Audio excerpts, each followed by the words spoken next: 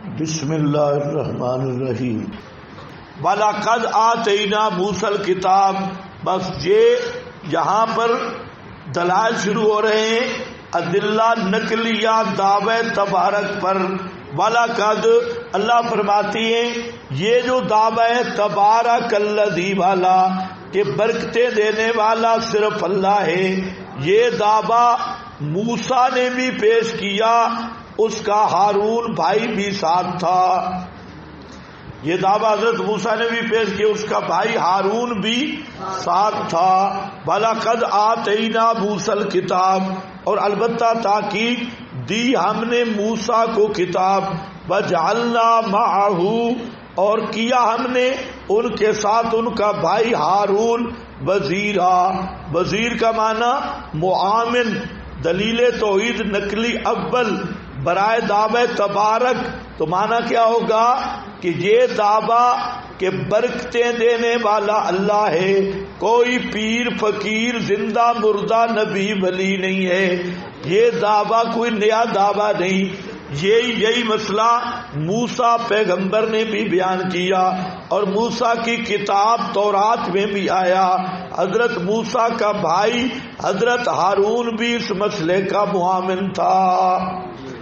وزیرا ایک روایت پیش کرتے ہیں اہل بدعت کہ نبی پاک صلی اللہ علیہ وسلم نے فرمایا کہ میرے 2 وزیر زمین پہ ہیں اور 2 وزیر آسمانوں میں.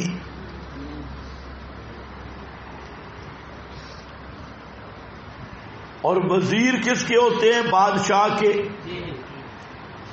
اس سے پتہ چلا کہ آسمانوں میں بھی پیغمبر کی بادشاہی ہے، زمین میں بھی پیغمبر کی بادشاہی ہے.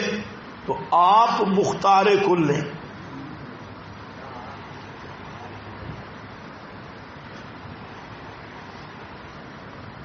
ہاں بھائی توجہ ہے جی. آپ کیا ہیں؟ مختار کل.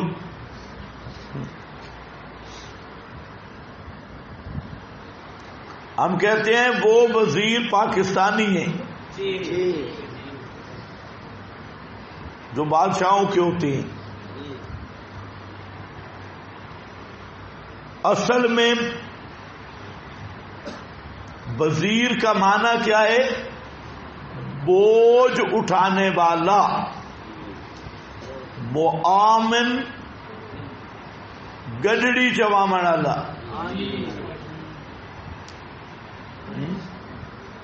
گڈڑی کیا سمجھتے ہو؟ اچھا ہے نہ بھی سمجھو، بولتے نہیں. گڈڑی چوامن والا، بوجھ بانٹنے والا. جی. ایک گٹھا گٹھ ہے، آپ اس کو نہیں اٹھا سکتے. دوسرے آدمی نے آپ کے ساتھ زور لگا کہ آپ کے سر پہ رکھائی، اس کو کہتے ہیں وزیر. اور جو بادشاہ حقیقی ہے وہ اس معاملت کا محتاج ہی نہیں. جو مختار کل بادشاہ ہے وہ اس معاملت کا محتاج ہی نہیں ہے، اس لیے اس کا کوئی وزیر ہی نہیں. تو ہم کہتے ہیں وزیر ہونا دلیل ہے عدم اختیار کی، عدم تصرف کی. اور وزیر نہ ہونا یہ ہے تصرف تام. اسی لیے جو مختار ہے تو لا وزیر لہ ولا مشیرہ، اس کا وزیر بھی کوئی نہیں، اس کا مشیر بھی کوئی نہیں، کیونکہ اس کا علم کامل ہے. مشورے کی ضرورت علم ناقص ہو، اور وزیر کی ضرورت کہ ذرا طاقت تھوڑی ہو کہ یہ بھی گنڈی چباوے، یہ بھی ساتھ زور لواوے، زور لائے، یہ بھی ساتھ تعاون کرے. تو آپ صلی اللہ علیہ وسلم کے 4 وزیروں کا ہونا اس بات کی دلیل ہے کہ پیغمبر کریم مختار کل نہیں، اور حاجت روا مشکل کشا نہیں. حضرت موسیٰ کا وزیر حضرت ہارون ہے، تو حضرت موسیٰ نے کیا کہا تھا؟ مجھے وزیر دے جو وشدد بہی اذری، میری کنڈ مضبوط کرے، کنڈ مضبوط کرے، اذری میری پیٹھ مضبوط کرے. تو حضرت وزیر ہمیشہ ہوتا ہے امداد کرنے والا اور پیٹھ مضبوط کرنے والا، اور جو مختار کو لو اسے اذری کی ضرورت نہیں ہوتی، اسے دوسرے کے تعامل کی ضرورت نہیں ہوتی. تو یہ جو مسئلہ دو وزیر آسمانوں میں، دو وزیر زمین میں، تو وزیر جتنے زیادہ احتیاجی اتنی زیادہ، یہ معنی ہے. دیکھو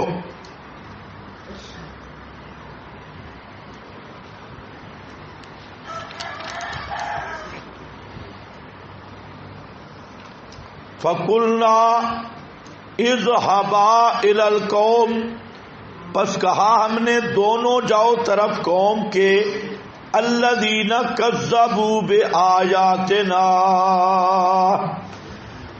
الَّذِينَ وہ لوگ، كَذَّبُوا بِآيَاتِنَا جنہوں نے ہماری آیات کی تکذیب کر دی، عقلی نقلی آیات توحید، دلائل توحید انہوں نے انکار کر دیا.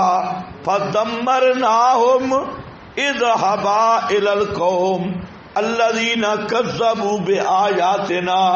اشکال تو نہیں آیا نا آپ کو؟ آئے گا بھی نہیں، اس لیے کہ توجہ نہیں ہے. جاؤ طرف ایسی قوم کے جنہوں نے تکذیب کر دی. جانے سے پہلے کون سی تکذیب تھی؟ حضرت آئے مسئلہ پیش کیا، تکذیب تو بعد میں ہوئی، لیکن کہاں پہلے جا رہا ہے کہ جاؤ اس قوم کی طرف جنہوں نے ہماری ایتوں کی تکذیب کر دی ہے. سمجھ گئے میری بات؟ جواب یہ ہے کہ اذهبا إلى القوم، یہ ابتدائی والا نہیں تھا، حضرت موسیٰ علیہ السلام کے استقلال کا بیان ہے کہ حضرت موسیٰ علیہ السلام بار بار جاتے رہے اس قوم کے پاس جو بار بار تکذیب کی عادی مجرم بن گئی تھی. وہ تکذیب کرتے رہے، حضرت موسیٰ علیہ السلام بار بار جاتے رہے. یہ اول والا کی بات نہیں ہے کہ پہلی دفعہ کہا جا رہا ہے حضرت موسیٰ کو بار بار بھیجا گیا باوجود ان کی تکذیب کے. پہلی دفعہ جب انہوں نے ایتیں پیش کی انہوں نے نہیں مانی، پھر دوبارہ نہیں بھیجا، پھر بھیجا، پھر جاؤ، پھر جاؤ، پھر جاؤ، اتمام حجت ہو جائے. تو الذین کذبوا بآیاتنا میں اشارہ ہے کہ استقلال فی الدعوت کی طرف، دوام فی الدعوت، کہ دعوت مسلسل ہو، کوئی مانے یا نہ مانے، دعوت میں کمی نہ ہو. دیکھو حضرت موسیٰ ایسی قوم کے پاس بار بار گئے جن میں فرعون خان جیسا شیطان تھا، لیکن پھر بھی حضرت موسیٰ علیہ السلام بار بار ان کے پاس جا رہے ہیں باوجود تکذیب کے.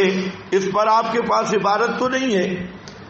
فَقُلْنَا اذْهَبَا إِلَى الْقَوْمِ الَّذِينَ كَذَّبُوا بِآيَاتِنَا. سورہ حامیم مومن نکالیں.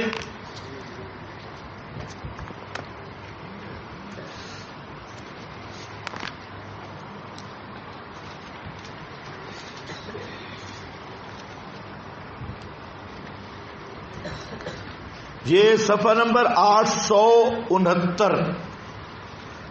وَلَقَدْ أَرْسَلْنَا مُوسَىٰ بِآيَاتِنَا وَسُلْطَانٍ مُّبِينٍ إِلَىٰ فِرْعَوْنَ وَهَامَانَ وَقَارُونَ فَقَالُوا سَاحِرٌ كَذَّابٌ فَلَمَّا جَاءَهُم بِالْحَقِّ مِنْ عِندِنَا قالوا اقتلوا ابناء الذین آمنوا، یہاں پر بھی اسی طرح مضمون ہے. اوپر کیا ہے؟ وَلَقَدْ. آپ کا بولنے پر دل نہیں ہے تو آپ کو میں مشکل میں نہیں ڈالتا. ہاں ترجمہ کرتے ہیں انشاءاللہ. وَلَقَدْ أَرْسَلْنَا مُوسَىٰ بِآيَاتِنَا سلطان مبین. جہاں پر بھی وہ آگے فلما جاءہم بالحق من عندنا، یہ مطلب ہے. اوپر بھی ارسلنا موسیٰ، نیچے فلما جاءہم پھر ذکر کیا. یہاں پر بھی مقصد یہی ہے کہ حضرت موسیٰ کا دعوت میں استقلال تھا، بار بار آتے رہے، باوجود تکذیب کے آتے رہے. آج خطیب صاحب ہوں اور ایک جگہ پہ جائیں، انہیں اچھی سالن نہ ملے، روٹی نہ ملے، فیس 500-600 کم مل جائے، اگلے سال وہ جلسے پہ نہیں آئیں گے. اور آپ منتیں کریں، وہ کہیں گے نہ بابا نہ، تو نے میرے ساتھ زیادتی کی. آج مولوی ہو، بڑے سے بڑا ہو، وہ دعوت دے رہا ہو، اس کو کوئی آدمی اٹھ کر تکذیب کر دے تو وہ دعوت چھوڑ دے گا، بھاگ جائے گا. اسی لیے یہ اکثر بے ایمان بنے ہوئے ہیں. مسئلہ نہیں بیان کرتے کہ لوگ ناراض نہ ہو جائیں، لیکن کمال انبیاء کی دعوت کا ہے کہ اللہ کے نبیوں کو قوم جھٹلا رہی ہے، آیات معجزات دیکھ کے اکڑی ہوئی قوم ہے، لیکن انبیاء پھر بھی ان کے پاس دعوت لے کے جا رہے ہیں. تو یہ ہوتا ہے کمال دائی کا. اسی کو یہاں بیان کیا فَقُلْنَا اذْهَبَا إِلَى الْقَوْمِ، ہم نے کہا جاتے رہو طرف قوم کے، یعنی بار بار جاتے رہے. الذین کذبوا بآیاتنا، جنہوں نے تکذیب کی ہماری آیات کی. فَدَمَّرْنَاهُمْ تَدْمِيرًا، القصہ فَدَمَّرْنَاهُمْ، پس ہم نے تباہ و برباد کر کے رکھ دیا ان کو. دمرناہم تدبیرا کا معنی تباہ و برباد کر کے رکھ دیا، نیست و نابود کر کے رکھ دیا، ان کی جڑیں کاٹ کے رکھ دی.